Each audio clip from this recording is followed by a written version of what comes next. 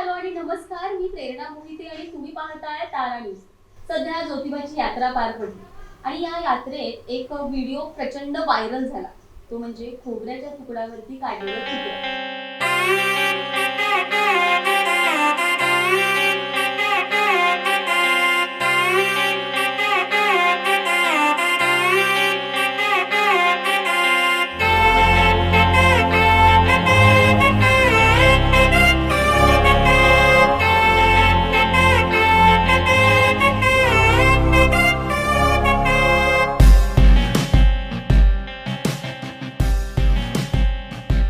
आता माझे वडील स्वतः चित्रकार आहेत. त्यांचं नाव जयवंत मोरे.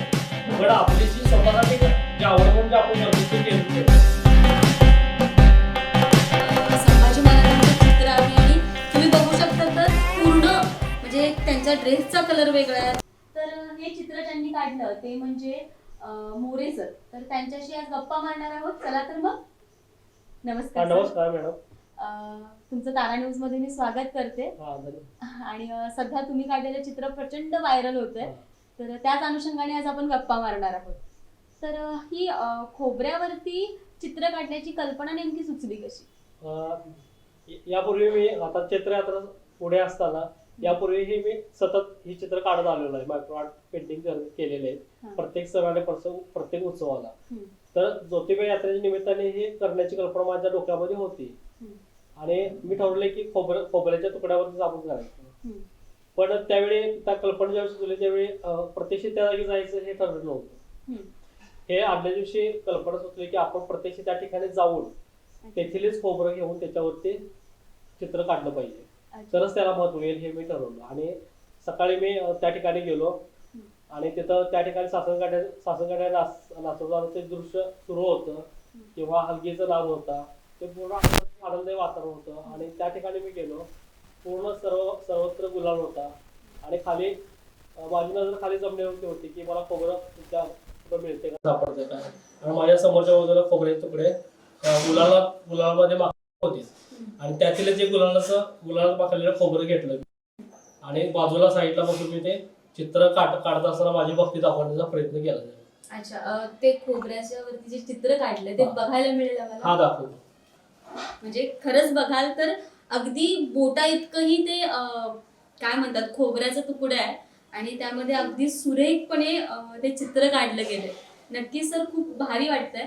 पण मला एकंदरीत हे जाणून घ्यायचंय की नेमका हा चित्रकलेचा प्रवास कसा सुरू झाला? हा प्रवास माझा लहानपणावर सुरू झाला.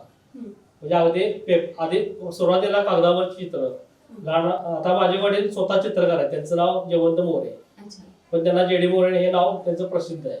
तर लहान असताना ते स्वतः घरामध्ये पेंटिंग करत बसायचे आणि मी पाहत होतो की ते ड्रॉइंग कसं करतात, कलर सेट कसे बनवतात.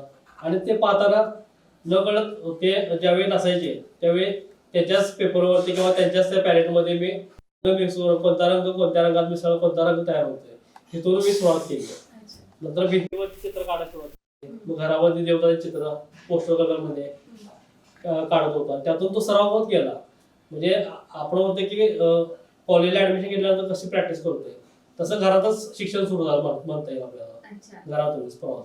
नंतर 10वी नंतर 11वी 12वी नंतर मी 5 वर्षाचा GDI डिप्लोमा कला मंदिर महाविद्यालय कोल्हापूर या ठिकाणी केला. आणि त्यानंतर आता थोडी चित्रकला माझी पुढे गेली अभ्यासाच्या दृष्टीनं. म्हणजे आपण अभ्यासाच्या अंगाने म्हटलं तर चित्रकलेमध्ये पण खूप मोठा अभ्यास आहे. म्हणजे ड्रॉइंगचा असेल, रंगाचा असेल, त्यात ते जे विषय असतील, मग व्यक्तिचित्र असेल, निसर्गचित्र असेल, रचनाचित्र असेल, प्रिंट मेकिंग असेल, असे वेगवेगळे त्यामध्ये विषय. आणि मी त्यामध्ये हळूहळू सराव करत गेलो आणि तसं त्यामध्ये पारंगत होत गेलो. त्याचबरोबर मी लोकल लेवलच्या स्पर्धा असायच्या, व्यक्तिचित्र, निसर्गचित्र किंवा राज्य पातळीवरील स्पर्धा त्यामध्ये भाग घेतला. 2003, 4 किंवा 6, 7, 8ला मला राज्य पुरस्कार मिळालेला आहे महाराष्ट्र शासनात. त्यानंतर ऑल इंडिया लेवलच्या स्पर्धामध्ये मी भाग घेत होतो, पार्टिसिपेट होत होतो, पेंटिंग वगैरे पाठवतो. आणि त्यातून मला प्रोत्साहन मिळत गेलं. आणि पुढे मी त्यानंतर कला मंदिर महाविद्यालय या ठिकाणीच मी नोकरीसाठी त्या ठिकाणी मी गेलो. त्यानंतर मी सहाय्यक अधिकारी त्या ठिकाणी काम करत आहे. अच्छा, म्हणजे तुम्ही फक्त कला जोपासत नाहीये किंवा आवड म्हणून नाही तर ते पुढील पिढीला शिकवत पण आहे. नक्कीच सर. आणि आता तुम्ही जसं खोबऱ्यावरती चित्र काढलं तसं आणि कुठल्या कुठल्या प्रकारे तुम्ही केलं आहे त्याबद्दल मला जाणून घ्यायला नक्कीच आवडेल. हा, आता ज्यावेळी मी कॅनव्हासची पेंटिंग करत होतो म्हणजे आतापर्यंत भरपूर केली, 20 वर्ष मी कॅनव्हासवरतीच पेंटिंग केली, पेपर आणि कॅनव्हास, आणि त्यात व्यवसायिक दृष्टिकोन असायचा. पण नंतर आषाढी एकादशी ज्यावेळी होती की मागच्या एका आषाढी एकादशीचे मला विचार आला की आपण काहीतरी युनिक काहीतरी केलं पाहिजे जे इतर लोक करत नाहीत. आणि त्यावेळी मी तुळशीच्या पानावरती विठ्ठलाचं चित्र काढण्यास ठरवलं. अच्छा. पण आणि अजून एक कल्पना का सुचली की विठ्ठलाचं चित्र भरपूर जणांनी केले, आपण काहीतरी अजून वेगळं करूया. म्हणून मी तुळशीच्या अखंड पूर्ण म्हणजे 6 पानं असणारी एक फांदीच घेतली तुळशीची. त्याच्यावरती मग संत जनाबाई, संत तुकाराम, संत एकनाथ, संत ज्ञानेश्वर आणि विठू माऊली एकत्रित संत मेळा दाखवला. अच्छा. हा, म्हणजे अगदी सगळी तुळशीच्या पानावरती पंढरीच उतरली असं म्हणायला काही हरकत नाही. आणि मला स्वतःला आत्मविश्वास होता की मी हे करू शकतो काय. जसं ऑपरेशन मी ठेवत गेलो तसं ते आपोआप होत गेलं पूर्ण, आणि मला आत्मविश्वास आला. आणि भरपूर दैनिक किंवा न्यूज चॅनल असते त्यांनी माझी जी बातमी आहे ती प्रसारित केल्यामुळे खूप लोकांना ती आवडली, पसंत पडली, आणि त्यातून मला ऊर्जा मिळत गेली. अच्छा. मग नंतर तिथं पुढं मग गुरुपौर्णिमा आली. गुरुपौर्णिमा आल्यानंतर मी चाफ्याचे फुल आणि चाफ्याच्या फुलांची पाकळ्या असतात, त्या पाकळ्यावरती गजानन महाराज, गुरुदेव दत्त आणि स्वामी समर्थ एकत्रित ते केलेले. अच्छा. म्हणजे फुलांवरती, पानांवरती खूप सुंदर पद्धतीने तुम्ही हे चित्र रेखाटता. मला सर प्रचंड उत्सुकता आहे आता की काय म्हणतात, आता तुम्ही पानं फुलांवरती तर काढताय, अशी सगळ्यात लहान वस्तू असलेली की ज्याच्यावरती तुम्ही चित्र काढला तर ती बघायला मला नक्कीच आवडेल. वरण्याची शेंग असते, त्यातील बी, त्याच्यावरती विष्णू आणि माता लक्ष्मी यांचं चित्र काढलं. अच्छा. म्हणजे सगळ्यात लहान 1 सेंटीमीटर आकार असेल. नाही, खरंच बघायला गेलं तर अगदी हे करत असताना मी कोणतेही तांत्रिक गोष्ट वापरलेली नाही, म्हणजे आय ग्लास म्हणा, भिंग म्हणा वगैरे वापरलेलं नाही. अच्छा. बरेच जण मला विचारतात की तुम्ही का वापरताय का असं काढायला, फक्त डायरेक्ट डोळे नजरेने बघून मी करतो. अच्छा. खरंच बघायला गेलं तर अगदी वरण्याची बी एवढीशीच आहे, तर त्याच्यावर अगदी सुरेखपणे विष्णुदेव आणि लक्ष्मी माता सुरेख पद्धतीने काढले. सर, ह्या सगळ्या गोष्टी करत असताना नेमकी कल्पना सुचली कशी की वेगवेगळ्या गोष्टींवरती आपण आता मग सांगितल्याप्रमाणे मी ज्यावेळी तुळशीच्या पानावरती जे चित्र काढले त्यावेळी मला पुढचे काही भविष्य माहित नव्हतं, मी पुढे पण करेन असं मला काय वाटत नव्हतं. पण मला नंतर असं म्हणजे की लोकांच्याकडून आलेले जे मला जे हे होतं म्हणजे कौतुक, लोकांचं कौतुक, ह्यातून ती प्रेरणा जास्त मिळत गेली. किंवा न्यूज चॅनल असतील, न्यूज चॅनल किंवा न्यूजपेपर ह्यातून आल्यामुळे मला जास्त आतून हे मिळालं आत्मविश्वास, मी हे करू शकतोय, लहान वस्तू करू शकतोय. आणि हळूहळू मी ती करत करत पुढे गेलो. आता जवळजवळ 50 लहान चित्र तयार झाले वेगवेगळ्या माध्यमामध्ये, आणि 90% माध्यम नैसर्गिक आहे, पानं फुलं याच्यामध्ये. आणि मी प्रत्येक आता एखादा सण आला की समजा आता उद्या हे असेल महाशिवरात्री असेल तर त्या देवाला काय काय व्हायला जातोय याचा विचार घेतो, मग ते मी शकतो. आणि मग त्यावरती चित्र म्हणजे त्याच्याशी संबंधित प्रत्येक देवाशी संबंधित कोणती वस्तू आहे त्याच्यावरती मी पेंटिंग केली. मग प्रत्येक देवाशी संदर्भ असलेल्या गोष्टींवरती तुम्ही चित्र काढत असता, नेमका याच्या मागचा हेतू काय असतो? हेतू माझे असणारे देवाची श्रद्धा, आणि यातून कोणताही व्यवसायिक दृष्टिकोन नाही की मला ही चित्र विकायची पण नाही, मी स्वतःसाठी केलेली आवड म्हणून. आणि मी जे व्यावसायिक कामं करतोय ते वेगळे आहेत, माझे व्यक्तिचित्र वगैरे मी करतोय ते वेगळे आहेत, ज्यातून मला आर्थिक पैसे वगैरे मिळतात. पण ही जी चित्र आहेत ही माझ्यासाठी, देवाची भक्ती सादर करण्यासाठी किंवा आपल्या समाजासाठी, देशासाठी, संस्कृतीसाठी केलेली आहे, आपली संस्कृती जपण्यासाठी केलेली आहे. कारण आपली संस्कृती आणि आपले सण उत्सव हे मी सादर करून त्यातून आनंद व्यक्त करतो. नक्कीच. सर, मला सांगा की आता तुम्ही एकदम लहानात लहान बी बसून ते अगदीच पोर्ट्रेट वगैरे काढण्यापर्यंत सगळं करत असतात, पण ह्या सगळ्या गोष्टी करत असताना नेमक्या अडचणी काय येतात? अडचणी काय असतात की मी ज्यावेळी एखादं पान मला पाहिजे असेल किंवा एखादं फुल, आता समजा मला गुरुपौर्णिमेला चाफ्याचं फुल पाहिजे होतं, तर त्यावेळी झालं असं की नेमकं झाडाला फुलं नव्हते चाफ्याच्या, खूप फिरलो भरपूर ठिकाणी, पण त्या फांद्यांना फुलं नव्हते. मग एका नर्सरीमध्ये छोट्या झाडाला मला ते फुल मिळालं चाफ्याचं, तर ही अडचण आहे, मला फिरावं लागतं. किंवा भरपूर गोष्टी की आता समजा आपट्याची पानं आहे, तर आपट्याची पानं सोना पण वाढतोय, कधी घटस्थापनेनंतर वाढतोय, पण आधी मिळत नाही. मग आधी गार्डन मध्ये जाऊन, बागेमध्ये जाऊन मला हे झाड शोधावं लागलं, आणि त्यातून ही आपट्याची पानं आणणार आहे. अगदीच म्हणजे अगदीच आपट्याच्या पाण्यावरती 9 दुर्गा काढल्यात आणि 3.5 शक्तीपीठ. 3.5 शक्तीपीठ आहेत. अगदी सुरेख आणि बोलक्या डोळ्यांनी काढलेली ही चित्र खरंच खूप काही सांगून जातात. सर मला हे ऐकायला आवडेल आता की ह्या सगळ्या प्रोसेसमध्ये म्हणजे कला ही माणसाला जगवते असं बरेचदा म्हटलं जातं, पण आर्थिक दृष्ट्या ह्याच्याकडे बघू नये, कारण त्यात काही काय म्हणतात त्याला की स्थिर स्थावत असं काही नसतं असं म्हटलं जातं. तर ह्याकडे बघण्याचा दृष्टिकोन नेमका काय आहे तुमचा? आर्थिक गोष्ट जर पाहिली म्हणजे आपलं म्हणजे पैसे वगैरे मिळवण्यासाठी तर त्यासाठी भरपूर मार्ग आहे. म्हणजे आपण नोकरी करतोय, नोकरीतून आपल्याला पगार किंवा पैसे मिळतात, तो एक मार्ग आहे. बरोबर आहे. आणि फक्त हेच सर्वस्व नाही किंवा याच्यात आनंद नाही, तर स्वतःला काय वाटते, स्वतःची आवड काय आहे, आपण काय करू शकतोय, ह्या जो आनंद मिळतोय तो लाख रुपयाच्या पैशांपेक्षा मोठा आहे. सर मला हे ऐकायचंय की आता तुम्ही इतके सगळे चित्र काढलेत, पोर्ट्रेट काढलेत, अशी कुठली चित्र काढताना अशी एक वेगळी आठवण होती किंवा काय नेमका एखादा प्रसंग घडलाय की जो आठवला की अचानक हसू येतं किंवा काय? हसू येत नाही, पण बऱ्याचदा काय झाले की योगायोगाच्या गोष्टी घडलेल्या. आता पंढरपूरला गेलो आम्ही, तर पंढरपूरला गेल्यानंतर पटकन तिथं आम्हाला दर्शनासाठी जायचं होतं, पटकन मी चालता पाय देत 5 दगड उचलले आणि माती.